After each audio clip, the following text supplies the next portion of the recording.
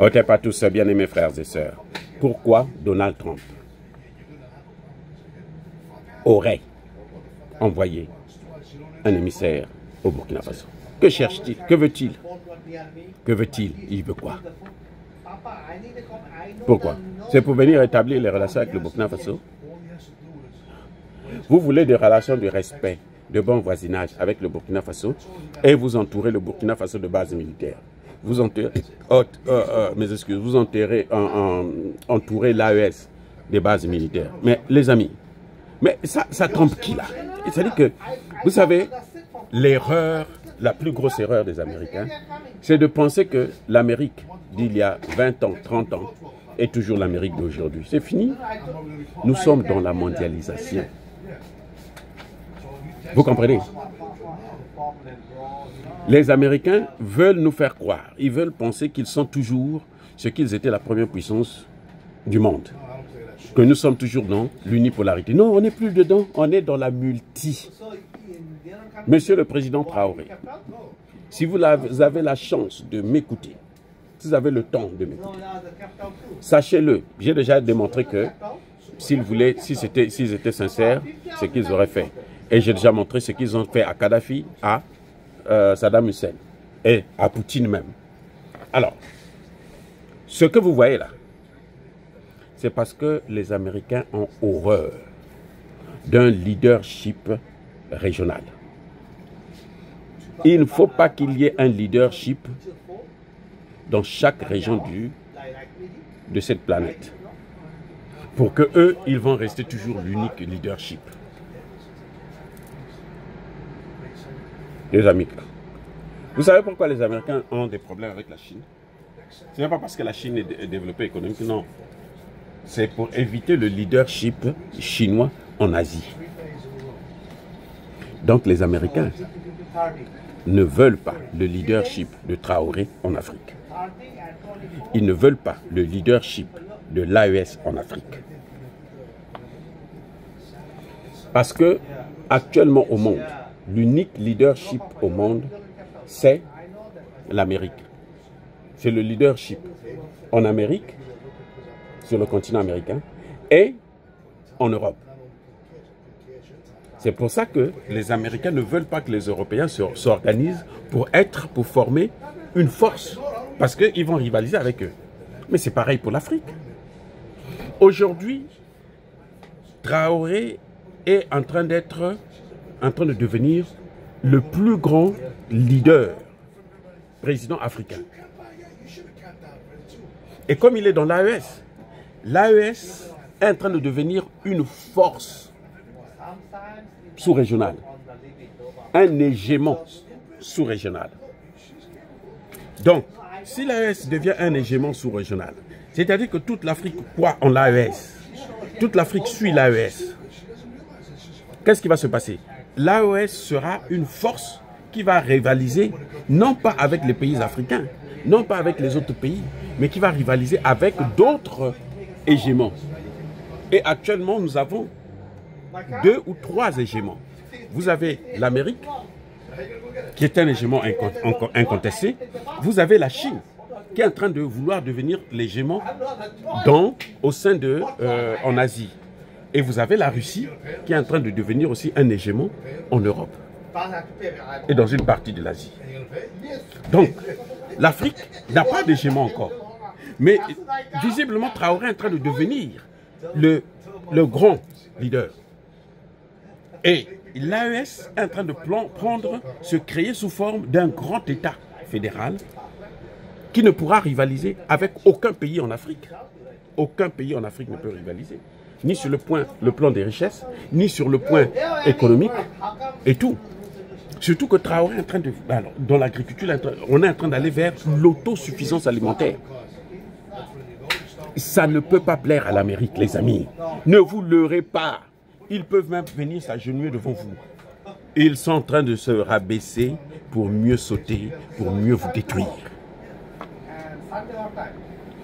Il ne faut pas qu'il y ait un leadership africain. Il faut contrôler ce leadership. Il faut contrôler Traoré. Si on ne le contrôle pas, si on ne contrôle pas Traoré, si on ne contrôle pas l'AES, l'Afrique aura un leader. Au début, l'Afrique avait pensé que, avec la sortie de Mandela, Mandela serait ce leader-là incontesté. Mandela n'a pas pu terminer le programme qui avait été établi lors de sa libération, c'est-à-dire celui des terres que Ramaphosa est en train de essayer de prendre un peu à contre-pied là. C'est tout, les amis. Ramaphosa n'a pas pu. Donc, et eux, ils ont pris, puisqu'ils ont pris même les armes de destruction massive de l'Afrique du Sud. Ils ont tout pris. Donc, c'est fini, l'Afrique du Sud n'est plus un leader. L'Afrique aujourd'hui n'a pas de leader. Et un leader ne se décrète pas. Un leader, il émerge. Et celui qui est en train d'émerger, la lumière qui est en train d'émerger là, elle vient de l'AES et particulièrement du Burkina Faso, de Traoré. C'est cette lumière-là que les Américains veulent éteindre. Mais pour l'éteindre, on ne peut pas aller directement, ça fera honte, puisqu'on a déjà mis sous sanction. Et lui, il n'investit pas aux États-Unis. Il n'a pas d'argent aux États-Unis. Il n'a pas de compte aux États-Unis. Vous ne pouvez pas le sanctionner, les sanctions ne marchent pas. Qu'est-ce qu'il va faire? Qu'est-ce qu'il va faire? Donc il faut se rapprocher vers lui pour lui trouver des poux sur une tête rasée. Vous allez entendre, quand si Traoré ouvre les mains là, vous allez voir ce qui va se passer au Burkina Faso. Et vous allez voir comment ils vont détruire tout le travail que Traoré a fait en moins de 2 ans. Vous allez voir comment ils vont détruire ça d'une manière systématique. C'est leur spécialité. La seule chose qu'ils savent faire, c'est ça. Comment vous allez organiser une révolution de couleur dans un pays où tout le monde soutient le président? En tout cas, au moins à 99%. Un président qui est aujourd'hui adoubé par tout un continent. Comment vous pouvez le détruire? Mais il faut le pénétrer. Il faut rentrer dans son intimité. Il faut rentrer dans son intimité pour le détruire, pour mieux l'écraser. Et c'est ce que les Américains sont en train de vouloir faire. Il n'y a pas autre chose, les amis. Ils ne sont pas en train de faire quelque chose de particulier. Ils n'aiment pas Traoré, ils n'aiment pas les Noirs, ils n'aiment pas l'Afrique. L'Afrique ne doit pas se développer. C'est le principe qui avait été décidé depuis la conférence de Berlin de 1885. L'Afrique ne doit pas se développer. Vous avez vu ce qu'ils ont fait à la RDC? D'abord, il y a eu Simon Kimbangu, le grand patron, qu'on a pris. On l'a pour l'humilier là. On l'a fait le tour de la RDC. On l'a fait partir dans toutes les provinces de la RDC. Pour montrer, vous voyez votre leader là, on l'a eu. Votre Dieu, nous l'avons eu. C'était l'humiliation. Vous comprenez? Pour que les gens ne puissent plus croire en Simon Kimbangu, qu'ils puissent croire en leur Dieu, celui qu'ils ont amené là. Vous comprenez? Après ça, il y a eu l'émergence de Lumumba. Qu'est-ce qu'ils ont fait de Lumumba? On l'a pris, on a coupé en mini morceaux, on a mis dans l'acide. Pour qu'on fasse disparaître, y compris son âme. Et qu'est-ce qu'ils ont fait par la suite? Ils ont pris Mobutu qu'ils ont mis là. Pour anéantir toute évolution de la RDC. Le pays, c'est là que les mathématiques sont nées, hein, en RDC. Les mathématiques sont nées là. À Ishonga.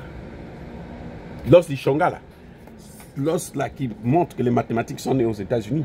Cet os là, et plutôt en Afrique là, au Congo, en RDC, ils ont pris ça, ils ont amené en Belgique. Ça y est, en Belgique. Hein.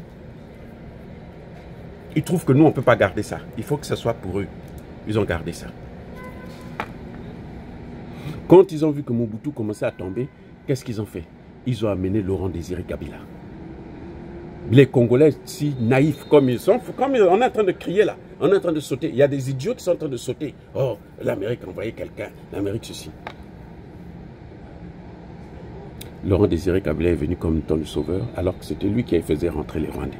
Regardez, 30 ans après, les Rwandais sont en train d'occuper la RDC.